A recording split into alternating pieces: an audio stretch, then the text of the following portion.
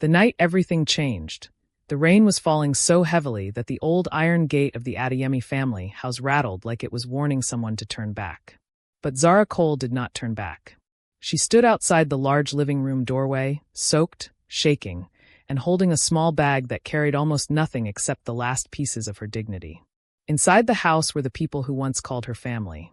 And the man she loved. "Zara, you need to leave," Mrs. Adeyemi said coldly. The words echoed in the room like a door slamming shut. But before the story begins, if you enjoy emotional stories like this, please like, comment, and subscribe to the channel. And tell us in the comments where you are watching from. Your support helps more powerful stories reach people around the world. Zara slowly looked at the faces in the room.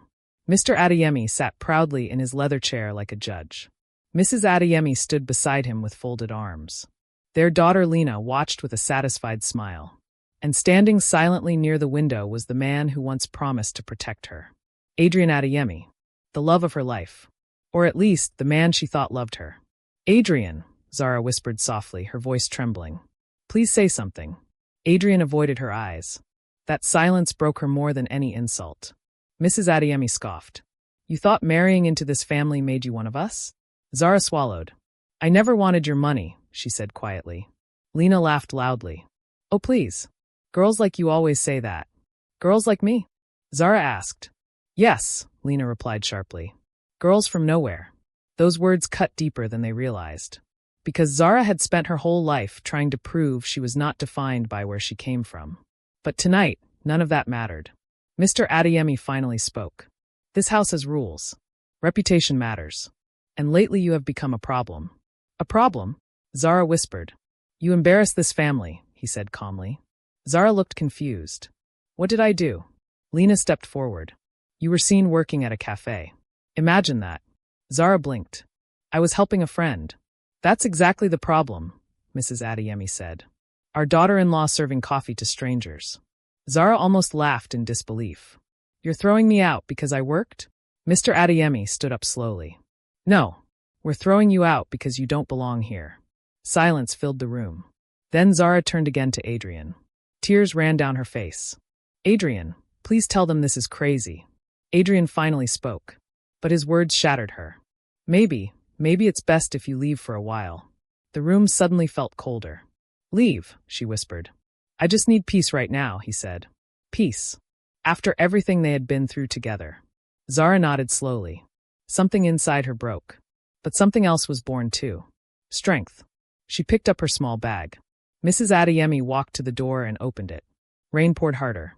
"Goodbye, Zara." Zara paused at the door. She looked once more at Adrian. "You know the truth about me," she said quietly. Adrian looked down. That was his answer. And just like that, the door closed behind her. Outside, the storm swallowed her footsteps. Zara walked down the long driveway alone. No car. No money. No family. No husband. Just darkness. She sat at the bus stop down the road, shivering. For the first time in years, she allowed herself to cry freely. "Where do I even go now?" she whispered to herself. Home. But the truth was painful. She had no home. Hours passed. Then a car slowly stopped in front of her. The window rolled down. A warm voice spoke. "Zara." She looked up in surprise. It was Noah Grant. Someone she hadn't seen in years. Noah used to be Adrian's university friend. But unlike the others, Noah always treated her kindly. "Zara, what happened?" She tried to smile. "It's a long story." Noah looked at the bag in her hands. "You don't have to explain." He unlocked the door. "Get in." Zara hesitated. "Are you sure?" "Yes." She got into the car slowly. The warmth hit her immediately. Noah drove quietly for a few minutes before speaking. "Did they hurt you?" Zara laughed weakly. "Not physically. That's worse sometimes." Silence filled the car again. Then Noah said something unexpected. "You can stay at my place." Zara shook her head quickly. "No, I can't impose." "You're not imposing." "But..." "Zara," he said gently, "you once helped me when nobody else would." She looked confused. "I did. You probably don't remember." He smiled. "But I do." For the first time that night, Zara felt something she thought she lost. Hope. Noah's apartment was small but warm. Nothing like the grand Adeyemi mansion. But it felt safe. Zara sat quietly on the couch while Noah brought tea. "Here." "Thank you." You don't have to talk tonight, he said kindly. Just rest. She nodded. But sleep didn't come easily. Her mind replayed the moment Adrian chose silence. That silence hurt more than betrayal, because it meant she never truly mattered. The next morning, Zara woke up early. Noah was already making breakfast. You cook? She asked. Sometimes, he laughed. You're full of surprises. He looked at her carefully. What will you do now? Zara stared out the window. I'll rebuild. From nothing. Yes. Noah smiled slightly. I believe you. She looked at him curiously. You do? Yes. Why? Because last night, he said, you lost everything, and yet you're still standing. Zara felt her eyes sting. That was the first time someone saw strength in her pain. And that moment would change both of their lives. But neither of them knew yet that one day, Zara would walk back into the Adeyemi house again. Not as a guest, not as a wife, but as the owner. And when that day came, everything would change. Morning light slowly filled the small apartment, touching the quiet room where Zara Cole sat by the window with a cup of tea in her hands. She hadn't slept much. Every time she closed her eyes, she saw the door of the Adeyemi house closing again. The sound, the silence from Adrian, the cold look on Mrs. Adeyemi's face. But this morning felt different. Not easier, just clearer. Noah walked into the living room, adjusting the sleeves of his shirt. You're awake early, he said. Zara smiled slightly. I didn't really sleep. He nodded like he expected that answer. Breakfast? She hesitated. Then she said softly, Thank you for last night. Noah waved it off. You would have done the same. Zara looked down at her cup. I'm not sure anyone would. Noah leaned against the counter. You'd be surprised how strong you are. She looked at him curiously. You keep saying that. Because it's true.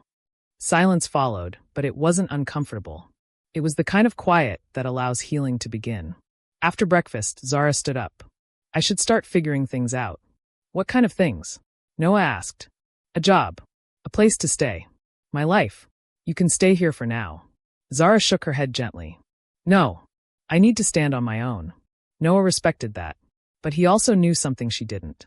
Zara was capable of far more than survival. Weeks passed. Zara found a small job helping in a business consulting office. The pay was small, but the experience was valuable. She watched everything.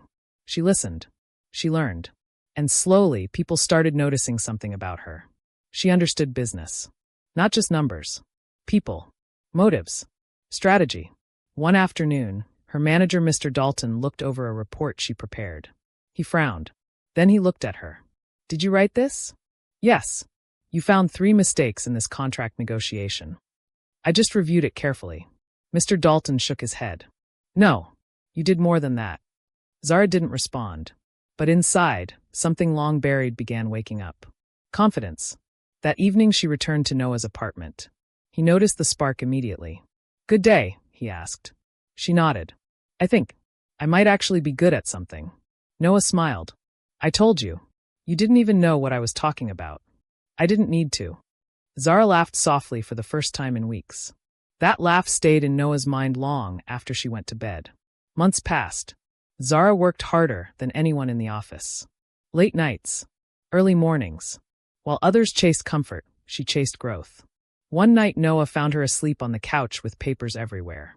He gently moved a document and read the title. Property Acquisition Strategy. He raised an eyebrow. When Zara woke up, she quickly sat up. Oh no, I didn't mean to fall asleep. You're working too hard, Noah said. I have to. Why? Zara hesitated. Then she answered honestly. Because I never want to feel powerless again. Noah didn't argue with that. Instead he asked, What are you planning? She looked at the papers. Real estate. Big dreams. Yes. Good. You don't think it's crazy? No. Why? Because crazy people don't plan this carefully. She smiled again. And in that moment Noah realized something. He was falling in love with her. But he kept it quiet. Because Zara was still healing. Meanwhile, across the city, the Adeyemi family house remained exactly the same. Luxury. Power. Pride. But behind the walls, things were beginning to change. Mr. Adeyemi's company was struggling. Bad investments. Poor decisions. And a few deals that quietly fell apart. One evening during dinner, Lena spoke first. Father, the board is asking questions. They always ask questions, he replied calmly. But this time it's serious. Mrs. Adeyemi looked worried. What about Adrian? Adrian sat silently, lost in thought. Truthfully, his life had not felt right since Zara left. He tried to ignore it, but guilt had a way of returning at night. You should have stopped them, Lena said suddenly. Adrian looked up. What? You let her walk out like she meant nothing. That was a family decision. No, Lena said coldly. That was your decision. Adrian had no answer. Because deep down, he knew she was right. Back in Zara's world, everything was slowly changing. One opportunity turned into another. Mr. Dalton began trusting her with bigger projects. Then partnerships. Then negotiations. During one important meeting, a senior investor leaned back in his chair and studied her. You're very sharp, Miss Cole. Thank you. Have you ever considered starting your own firm? The question surprised her. I haven't had the resources. The investor smiled slightly. Resources can be arranged. That night Zara walked home in silence. Noah noticed something was on her mind. What happened? Someone offered to back me financially. That's huge. Yes. So why do you look scared? Because success changes everything. Noah nodded. It does. She looked at him carefully. Would you still treat me the same? Noah laughed. Zara, you slept on my couch and stole my blanket every night. She smiled. I did not steal it. You absolutely did. For a moment the past pain faded. But then Zara said something quietly. One day, I want to buy something important. What? She looked out the window. A house. Noah tilted his head. Any house? No. She didn't say the name. But Noah understood. The Adeyemi house. Years passed. 3 years. Then 4. Zara Cole was no longer the woman who sat crying at a bus stop. She had built something powerful. Her real estate company expanded quickly. Investments. Developments. Strategic acquisitions. Her name began appearing in business magazines. People respected her mind, feared her negotiation skills, admired her calm confidence. But through all of it, she remained the same person with Noah. Late-night takeout, long conversations, quiet laughter, and a love neither of them had spoken about yet. Until one night, they stood on the balcony overlooking the city. You did it, Noah said softly. Not yet. You built an empire. Zara shook her head. I built a beginning. Noah looked at her carefully. You're still thinking about that house. Yes. Why does it matter so much? Zara finally answered the truth. Because that door closed on me like I was nothing. Her voice trembled slightly. And one day I want to open it again, as someone they can never ignore. Noah studied her. You're not doing it for revenge. No. For closure. Yes. Noah smiled. Then you'll get it. She looked at him. Why are you always so sure about me? He took a breath. Because this time he couldn't hide it. Because I love you. The words hung in the air. Zara froze. Her heart raced. Not from fear. From truth. Why didn't you say anything before? She whispered. Because you needed to find yourself first. Tears filled her eyes again. But this time they were different. Hope. Love. And something she thought she lost forever. A future. But neither of them knew that the moment Zara had been waiting for was already coming. Because across the city, the Adeyemi family had just made a desperate decision. They had secretly placed their mansion on the market. And the first person to receive that listing was Zara Cole. The message arrived on a quiet afternoon. Zara Cole was sitting in her office, reviewing documents from a new property development when her assistant walked in holding a tablet. You should see this, she said. Zara looked up. What is it? A private listing. Zara took the tablet casually. But the moment she saw the photo, her heart stopped. The tall iron gate. The marble steps. The long windows. There was no mistaking it. The Adeyemi mansion. For a moment the office felt silent. Too silent. Her assistant noticed the shift in Zara's expression. Do you know the property? Zara slowly handed the tablet back. Yes. Her voice was calm. But her memories were loud. Rain. A suitcase. A closed door. She stood up and walked toward the window. After all these years, the house had finally come back into her life. Her assistant spoke carefully. The owners are selling quietly. Financial pressure, apparently. Zara nodded slowly. Schedule a viewing. The car ride there felt strange. Not painful. Just surreal. Noah sat beside her in the back seat. He studied her face gently. You okay? Yes. You're very quiet. I'm remembering things. Noah reached for her hand. You don't have to go through this alone. She squeezed his hand lightly. I know. The car finally slowed. Then stopped. The gate stood in front of them again. But this time everything was different. Last time, she arrived with nothing. Today, she arrived with power. The gate opened slowly. Zara stepped out of the car. For a second she simply looked at the house. The same walls. The same doors. But the energy had changed. A real estate agent walked up quickly. Ms. Cole, it's an honor to meet you. Thank you. The owners are eager to sell. I'm sure they are. The agent led them inside. The house smelled exactly the same. Luxury. Polish. Old pride. Zara walked through the living room slowly. This was where they stood when they threw her out. She could still hear the words. You don't belong here. But this time, she didn't feel small. She felt calm. The agent continued speaking. As you can see, the property has been maintained well. 5 bedrooms, 2 guest wings, private office, garden. I'll take it. The agent blinked. I'm sorry. I'll buy it. Noah smiled quietly beside her. Would you like to negotiate the price? The agent asked. Zara looked around the room one last time. No. Are you sure? Yes. Because this purchase wasn't about money. It was about something much deeper. 2 weeks later the contract was complete. The house officially belonged to Zara Cole. But she had one more thing to do. She asked the agent to arrange a final meeting with the previous owners.